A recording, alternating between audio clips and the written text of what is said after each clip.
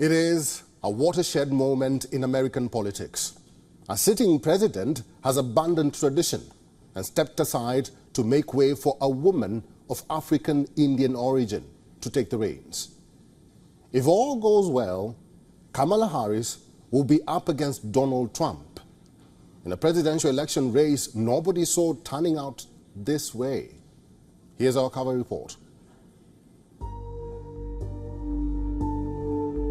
It was just weeks ago that Joe Biden's performance at the presidential debate blew up in the worst possible way. Within hours, the US president himself became the story. His mental ability and age came under the scanner. In the days that followed, Democrat lawmakers, millionaire donors, and voters loyal to the blue camp all amped up pressure on the 81-year-old.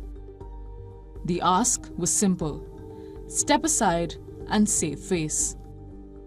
But Biden remained defiant, fighting back against his own party lawmakers. Until Sunday, when the incumbent leader finally bowed down. In a social media post, Joe Biden announced he was stepping out of the presidential race. In the hours since, he has been applauded for the decision. And just like that, things changed overnight for Vice President Kamala Harris. The 59-year-old now finds herself at a critical juncture. The president and several Democrats have already thrown their weight behind Harris, begging her to take Biden's place as the presidential candidate.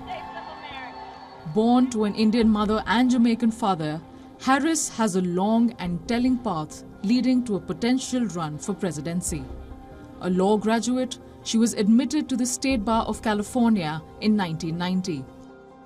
In the same year, she started her career as a deputy district attorney.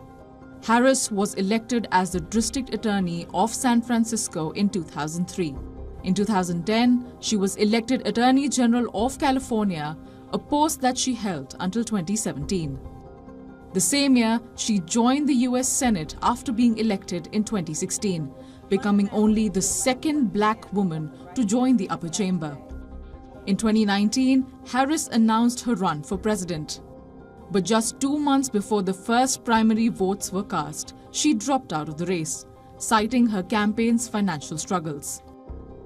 Her political career got a fresh lease of life when Joe Biden announced Harris as his running mate in 2020. She then became the first African American and Asian person to serve as Vice President of the United States. But while I may be the first woman in this office, I will not be the last.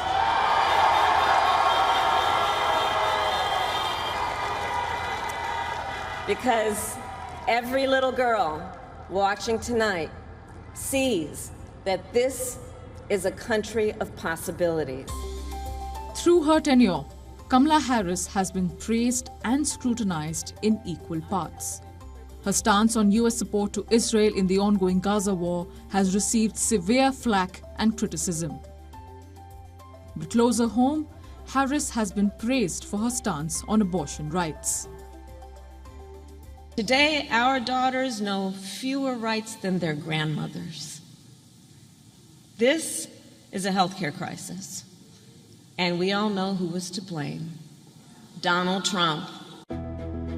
The latest political turmoil in the Democrats' camp have pushed Kamala Harris out of the shadows, and the challenges have just begun. She may have Biden's backing, but Harris now has to formally secure the nomination from over 4,000 Democratic Convention delegates. The Democratic National Convention is scheduled to begin on August 19. The Vice President has just days to rally support and win over her detractors and undecided voters. The newly launched campaign for Harris has already raised close to $15 million overnight. But elections are due in just over 100 days. The question now is this: does Kamala Harris have enough time to beat Donald Trump and become America's first woman president? Bureau Report, WION World is One. For all the latest news, download the WION app and subscribe to our YouTube channel.